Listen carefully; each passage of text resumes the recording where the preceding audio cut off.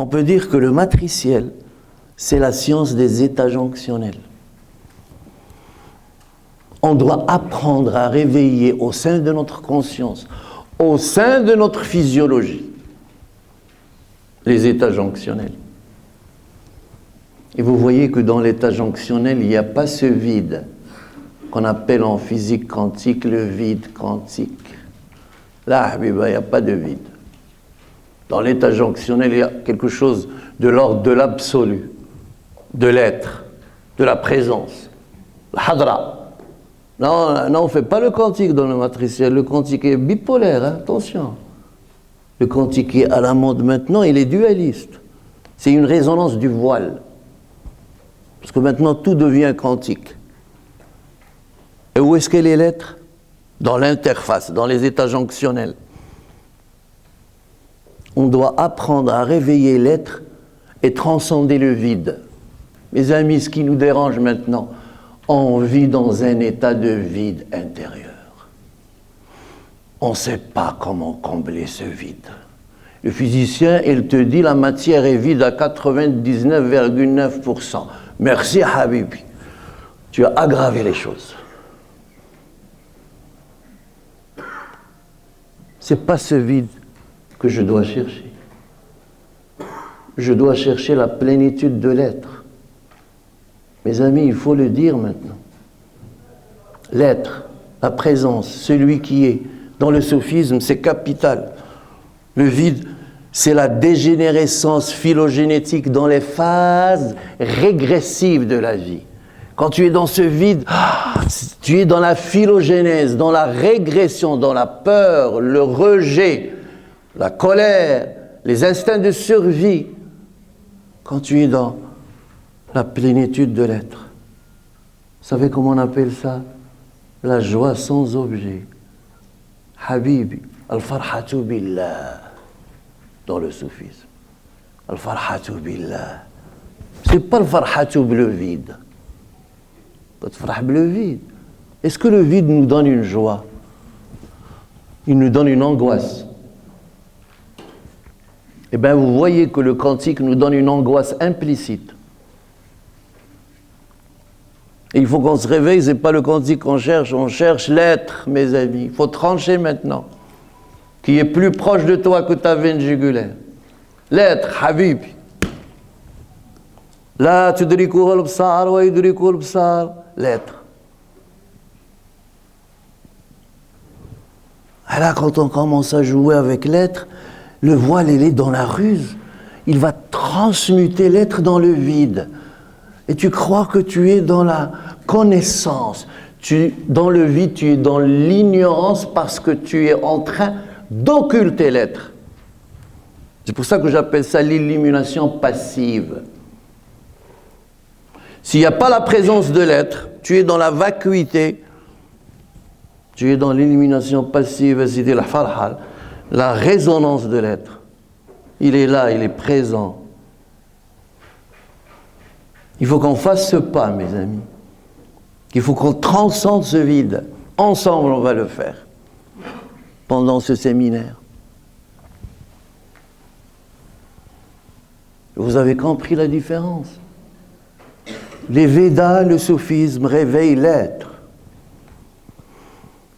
La science réveille le vide. Il faut combler ce vide par la présence. Quand j'ai une lecture à travers un regard scientifique, c'est pas mauvais, c'est bien. Mais il faut que je complète la dialectique de l'antagonisme par la dialectique de l'interface. Parce que la dialectique de l'antagonisme, vous avez vu, la chose est sa négation. Tu prends un organe. Comment il fonctionne? Dans l'antagonisme. Mais dans le champ, il fonctionne à travers l'interface. Et ça, on ne le sait pas. Et la guérison, elle est dans l'interface. Elle n'est pas dans l'antagonisme bipolaire. Par conséquent, si tu veux réveiller la guérison, tu réveilles les états d'interface à travers les matrices. Pourquoi nous, on utilise 3 matrices pour un organe? Parce qu'on cherche l'interface trilogique. Pourquoi pour nous un organe résonne avec une trilogie matricielle, pas avec une dualité? Vous m'avez jamais posé la question. C'est parce que le 3 est une résonance d'interface. C'est à travers la trilogie que tu peux faire un saut vers l'unicité et pas vers le vide. La dualité te propulse vers le vide. Oui, le vide, Aziz, c'est une façon de parler. Le vide est plein. Merci Habib, moi je veux expliciter l'être. C'est notre devoir de réveiller l'être en nous. Vous avez compris, mes amis? C'est l'être, al-hadra, la présence, celui qui est. Parce que pour nous, quand je pose mon regard sur mes amis, on a tout un monde de pensées et on a occulté l'être. À tel point, le messager de l'être, qu'on appelle le double de lumière, on n'arrive plus à le reconnaître. On n'a plus de résonance, de synchronicité. Le messager de l'être est occulté. Il est remplacé par le vide. Par conséquent, chaque nuit, quand tu dors, pour faire l'échange informationnel avec ton autre toi-même qui est dans l'univers réel, qu'on appelle le double de lumière, rien ne se passe. Il n'y a plus de reconnaissance. Je n'ai pas pu réaliser le passage, la résonance avec le double. On le fait rarement, mes amis, maintenant, parce qu'on n'a pas développé au sein de notre conscience une interface de reconnaissance. On ne sait même pas ce que c'est qu'un double, qu'un autre moi-même, l'univers réel, tout ce truc, on ne sait rien. Tout ce que je sais maintenant, que je suis en train de souffrir d'une façon implicite. J'ai quelque chose en moi qui n'arrive pas à rentrer en expansion. J'ai quelque chose en moi qui me dit, il y a quelque chose qui te manque. Je ne peux même pas cibler mon manque. Je ne sais pas. Je suis comme une petite feuille déconnectée de l'arbre, à la merci du vent. On est déconnecté, mes amis, à chaque instant. L'élan le plus fondamental, c'est la présence de l'être. Ah, Habib! Présence de l'être. Comment on peut toucher cette présence? D'abord, comment on peut dire qu'il y a l'être qui est présent, Habib? Comment on peut concevoir ça? C'est quoi l'être? Toutes ces questions s'imposent. C'est quoi l'être? L'être.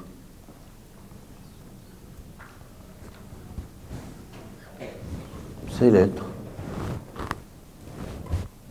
Il y a une évidence, mais même s'il y a une évidence, il faut l'expliciter. Si je prends le manifesté, ce que je vois, les arbres, les univers, les étoiles, les animaux, la diversité changeante, ça c'est le manifesté. Et si je remonte vers le manifesté le plus subtil, je monte vers des sphères où la diversité va diminuer.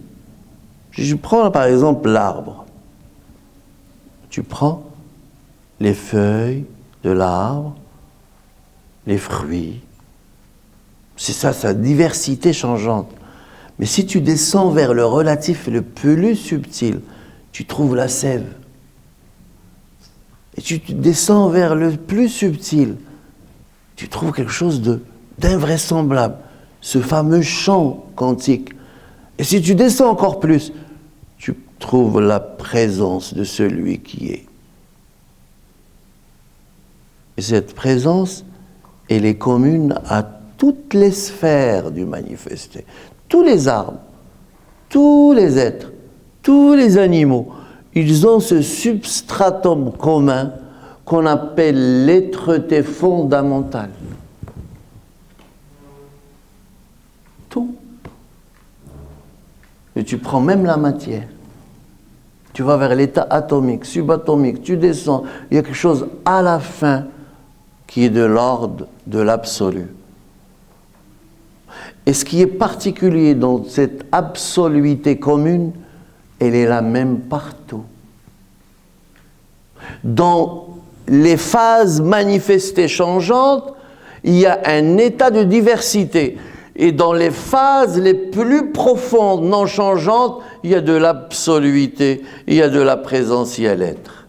L'être, il est non changeant, immuable, hors temps, et qui donne forme à toute la manifestation changeante. L'être, l'être, c'est pas le vide. Il est où? Il est plus proche de toi que ta veine jugulaire. C'est la constante. Quand tu fais ton rythme du silence, tu vas te mouvoir autour de cette constante, jusqu'à ce que tu vas la toucher. Tu dis, waouh, où est-ce que j'étais? Le mental n'est pas au courant. Il n'est pas dans la connaissance, il est dans le savoir, le mental. Et quand tu vas tourner autour de cette constante, il t'arrive parfois de rentrer, d'être imprégné, de dire, où est-ce que j'étais? Je ne sais pas. Là, tu étais dans la transcendance, c'est-à-dire la présence de l'être. Donc, Habiba, l'alpha et l'oméga de tout ce qui est dans le manifesté, c'est l'être. Tout ce qui est en résonance de manifestation, ça ne peut se mettre en manifestation que lorsqu'il est en résonance subtile avec l'être. On peut dire que l'être, l'unique, est la base fondamentale de toute la manifestation. Et la diversité manifestée a pour origine l'unicité implicite non manifestée. Huwa al-zahir wal-batin, huwa al-awwal wal-akhir. Il est le manifesté et le non manifesté, il est le primordial et l'akhir, le dernier. Donc là, le mantra que je vais vous donner, il va être relié à quelque chose de plus. Un petit support soufi. Les nouveaux Habib, vous allez avoir un mantra védique avec un petit support soufi, qu'on appelle un résonateur. Si le mantra résonne avec la transcendance, le résonateur réveille l'êtreté dans la transcendance. Et ça donne un couple magique. Transcendance qui est parfois assimilée à la vacuité, au vide. Le résonateur réveille l'être qui est en résonance dans ce vide. Donc on aura les deux.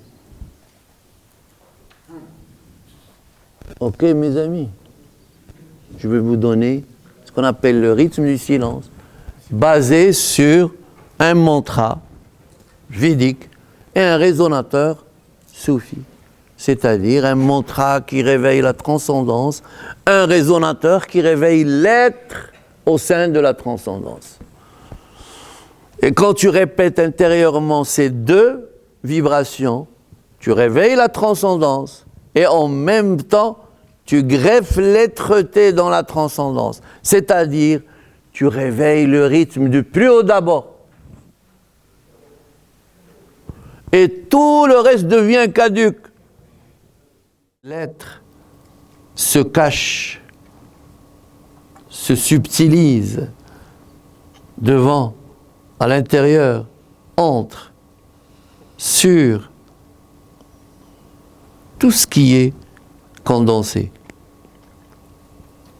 Toutes les planètes condensées, c'est des trous dans la lumière libre. C'est pour ça qu'il y a des chercheurs qui disent que ces trous, ce sont des trous noirs qui se canalisent sur un trou de verre et un trou blanc qui est la lumière réelle. Notre corps est un trou noir. Dans cette vision. Dans le matriciel, c'est presque la même chose. Un hologramme, une image électromagnétique, c'est-à-dire engendrer un petit trou dans la lumière libre. Notre référentiel, ce n'est pas la lumière agitée, ce n'est pas la lumière condensée, c'est la lumière réelle libre. C'est l'être. Quand ton référentiel est l'être, tu poses ton regard sur cette immensité extérieure et tu dis, ce n'est que 0,001%, c'est des points, c'est des zones de résistance. La vraie lumière, elle est pratiquement invisible au noir, je vois le noir. Imaginez aussi la chose suivante, que ce que tu vois dans l'extériorisable est une projection de ton cerveau, l'univers. Quand tu poses ton regard sur l'univers, tu vois ton cerveau. Les astrocytes, les neurones, les cellules pyramidales, c'est quoi? C'est les galaxies, les supernovas, tout ça, c'est ton cerveau projeté. Parce que finalement, il y a un principe dans le quantique, c'est l'observateur qui donne forme à la chose observée. Qui donne forme à tout ça? C'est un observateur. Mais l'observateur primordial qui est réellement intégré, il est plus proche de toi que ta veine jugulaire, c'est-à-dire un toi-même habillé d'une autre façon de lumière réelle, mais quand tu poses ton regard, c'est une projection de ton cerveau. Il y a un isomorphisme entre les univers manifestés et le cerveau humain. Quand tu prends une image microscopique et une image par télescope, parfois c'est difficile de faire la différence. Nous, quand on est dans cette vision de conscience, dans cet état de conscience où on a actualisé l'objet, tu te sens séparé, limité, un peu, même cette immensité te donne une angoisse. Oui, tu dis, je suis rien. T'as vu, oh, je suis rien devant toute cette immensité. Mais cette immensité est une expansion projetée de ton cerveau. L'autre voix te dit, tu n'es rien. Petit Gugus, tu es un trou. Ah oui, mais j'ai la lumière libre, l'autre voix, elle répond. La lumière libre, c'est ma vraie nature. Par conséquent, ce que je vois est même une projection de mon cerveau. Quel cerveau? Le cerveau matière hologrammique. Donc, tout l'univers que je vois est un hologramme projeté par un hologramme. Dorénavant, quand je pose mon regard sur l'univers, je ne vais pas avoir peur. Je ne vais pas avoir cette angoisse d'être rien. Et je dis, oh waouh, c'est la projection de mon cerveau hologrammique sur un univers hologrammique. Et je viens vers l'être.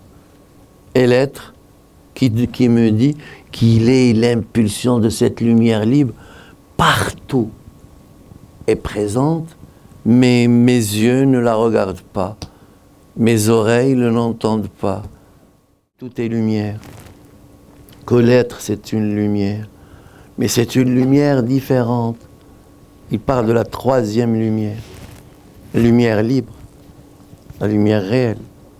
Que je ne vois pas, que je ne touche pas, que je ne perçois pas, que je n'arrive pas à révéler par une méthodologie scientifique. Mais mon corps la sent. Mon corps la touche d'une façon indirecte. Et c'est ça le paradoxe. J'ai besoin de cette présence, de cette lumière.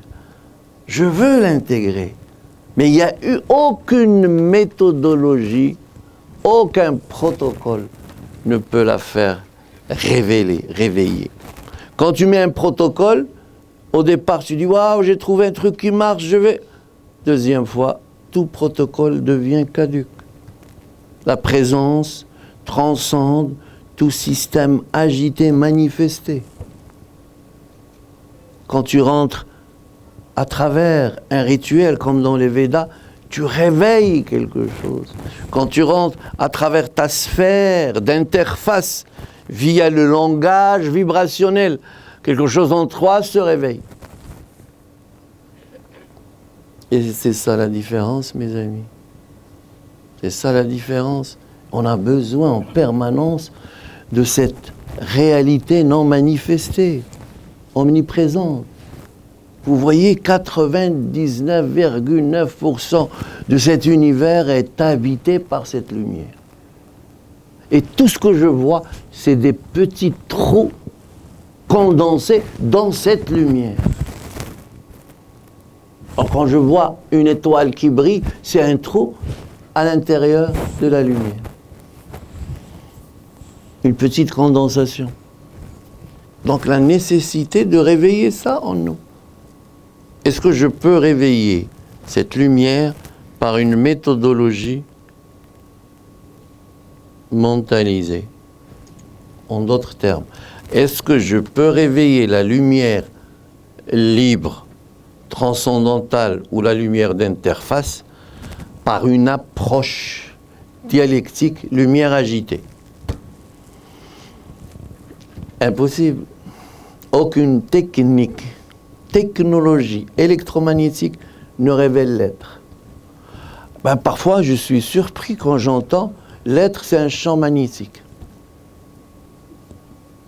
Il y a des chercheurs qui le disent, sur Internet. Pour nous, c'est le voile. C'est énorme comme différence. Et parfois, on peut facilement glisser dans les ruses implicites, subtiles du voile. Parce que le voile se prend pour la source, pour l'être. C'est pour ça que dans un hologramme projeté, il se nourrit par ce qu'on fait, notre déviation, les variables difficiles, agitées, et qui forment un peu sa sphère nutritionnelle. Et c'est grâce à nous que le voile existe. C'est la conscience collective qui va nourrir et qui nourrit à chaque instant ce voile. Par conséquent, ce voile, c'est pas quelque chose de négatif en soi. Il a sa raison d'être. Et sa raison d'être, bien sûr, c'est de vouloir et de pouvoir être, lui, le réceptacle de la dualité, pour qu'on puisse apprendre à transcender tout ce qui est dualiste pour arriver à la dualitude, pour intégrer l'unicité. Il doit être. Le voile est nécessaire. Exemple, maintenant, à l'instant même, le voile va disparaître. Mais on va être dans une panique cosmique. Parce que notre inconscient, avec tout ce qu'il a potentialisé comme antagonisme, il va se révéler à nous-mêmes. On va se révéler tel qu'on nous sommes à nous-mêmes. Avec nos contradictions, nos opposés, nos trucs. On n'a pas encore fait le travail sur notre être. On est encore des embryons cosmiques. En bas, le voile qui crée un effet tampon entre l'univers réel et l'univers hologrammique, il va disparaître. Eh bien, qu'est-ce que tu as préparé pour rentrer? Tu n'as ni récepteur, ta conscience est complètement antagoniste. Tu dis, oh, Habibi, envoie-moi le voile, j'ai pas terminé le travail. Je suis pas prêt. La nécessité, parce que pour nous, le voile est une résonance cosmique, ontologique, nécessaire. C'est pas comme la religion, on va l'insulter chaque jour. Et on fait des choses, on fait que ce qu'il dit, et on va l'insulter. Nous, on dit c'est une nécessité ontologique. Il fait partie, c'est une loi cosmique. Et on a maintenant un rôle même par rapport au voile de le ramener à rentrer en résonance avec la source. Quand on sera réellement intégré, que notre champ de conscience activé dans l'interface, qu'on ne va pas avoir des antagonismes au niveau de notre inconscient, qu'on va réveiller la tendance dévotionnelle par excellence de notre rapprochement, eh bien on va dire au voile, viens Habibi, lâche ce truc, ne reste pas déconnecté. Ah, c'est moi la source. Eh ben laisse, c'est pas grave. Non, non, non, tu dis n'importe quoi Habibi, lâche ça. Il va se révolter, mais après, peut-être qu'il peut lâcher. C'est le rôle des humains de transformer le porteur de lumière agité en porteur de lumière réelle. Pourquoi pas? Oui, c'est des variables, Habiba. On ne peut pas savoir ce qui va se passer. C'est ça le charme de ce cycle. C'est-à-dire la fin et le commencement. Il y a une petite interface où tout est possible. On peut basculer dans un état comme dans un autre. C'est-à-dire cette phase dans laquelle on vit n'a pas été programmée dans l'ancien cycle. On vit des choses nouvelles, complètement nouvelles. D'où cette conséquence. À chaque instant, on fabrique ensemble notre futur. Donc si quelqu'un vient, il va nous dire, voilà ce qui va se passer, on ne sait rien. Même, et c'est ça le charme de l'être-té. On le laisse faire, il a la connaissance absolue, et on ne sait pas ce qu'il va faire. On n'a pas cette connaissance, nous. On reste à l'écoute. Parce que mes amis, souvent, on va dire, voilà ce qui va arriver. Et rien n'arrive. Voilà, voilà, c'est ça, c'est terminé. Hop. On entend ça fréquemment. Mais à chaque instant, il y a une résultante fonctionnelle de nos pensées, de l'instant, qui monte de 7 milliards de personnes et même plus, de la Terre, des souffrances, une résultante qui se focalise dans la sphère active, ascensionnelle, et qui va se mettre en activité de créativité, en activité de création. En général, cette résultante est destructrice. L'humain détruit, et c'est le divin qui reconstruit à chaque instant. Il nous dit, réveillez-vous, vous êtes en train de détruire toute la création. Et moi, je suis en train de reconstruire à chaque fois avec vos pensées destructrices, implicites. On ne peut pas imaginer la force de notre pensée, qu'est-ce qu'elle fait. Rien que tout seul dans ta chambre, Habiba, tu vas émettre une pensée, elle est créatrice. Il va se mettre en résonance avec les milliards de pensées créatrices. Et imagine, c'est une pensée destructrice. On détruit. Et il y a les sutras. Moi, j'étais étonné de voir des sutras qui parlent du passé, que l'univers a été détruit, tout a été détruit. Et c'est une évidence, l'homme détruit et l'être reconstruit.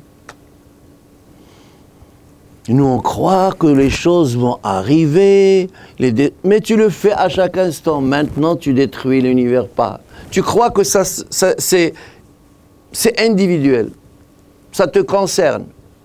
Mais rien ne te concerne, tout concerne la totalité. L'individuel touche la totalité. Ce n'est pas une totalité localisable, c'est la totalité terrestre de l'univers, de tout ce qui est existentiel. Et on voit que l'humain, il a ce potentiel d'émettre une pensée avec un support implicite de destruction. On n'a pas encore cette clarté d'avoir une pensée libre, lumière réelle, d'amour. Vous voyez comment, Habiba, tu dis, mais je suis en train d'émettre de très belles pensées. Mais magnifiques, apparemment, mais on ne sait pas ce qu'il y a derrière. Donc le travail doit continuer.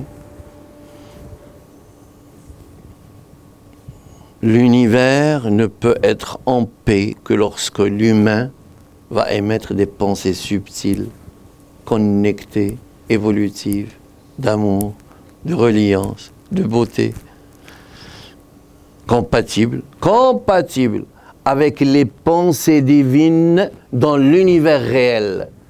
Toi, tu vas émettre dans l'univers de voile hologrammique des pensées perverses, tu récoltes ce que tu as émis. Mais le divin, il émet à chaque instant, c'est ça sa définition, des pensées dans la conscience divine de perfection orthogonale, de beauté, d'amour, d'intégration, de tolérance et d'amour. Quand nous, on va émettre une pensée d'amour, il y a l'implicite. Je ne sais pas ce qu'il y a derrière l'implicite. Dans l'implicite, il y a toujours des réseaux neuronaux inconscients qui vont réveiller un état d'amour ou un état de haine, de jalousie, de rejet. Tu m'as fait ça, tu n'aurais dû pas me faire ça. On n'a pas été libéré, on n'est pas libéré de tout ce conditionnement. Si tu n'arrives pas à réveiller les éléments d'interface qui vont transcender la dualité des phrases qu'on utilise, quand on dit amour, dans la sphère dualiste, il y a l'implicite, il y a la négation de cet amour qui est présent. Quand tu actualises ça, tu potentialises ça. Tu ne peux avoir une porte de sortie que dans les interfaces. D'où le dialogue cosmique avec la source et la répétition des matrices trilogiques. Vous voyez, c'est très logique tout ça. C'est très logique tout ça. Le commencement, pour un physiologiste, c'est clair, c'est la rencontre de deux cellules, c'est-à-dire, plus exactement, de deux sphères matrisimales. Deux sphères matrisimales. L'ovule est une complexité matrisimale. Et cette complexité matrisimale, qu'est-ce qu'elle a fait? Elle a fait une expérience particulière, mes amis. L'ovule a fait l'expérience d'ovulation, de descendre dans le vide. Pourquoi la nature n'a pas rempli ce vide par une muqueuse? L'ovulation, il y a un moment où il y a ce qu'on appelle la chute ovulatoire. Elle descend dans le vide. Qu'est-ce qu'il y a dans le vide? Elle va expérimenter le vide, c'est-à-dire ce qu'on appelle, dans pas mal de visions là, de langage, le vide,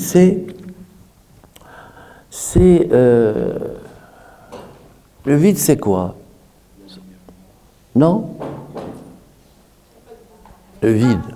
Il n'y a pas de vide. Bravo. Ouais. Elle expérimente le vide. Mais il n'y a pas de vide.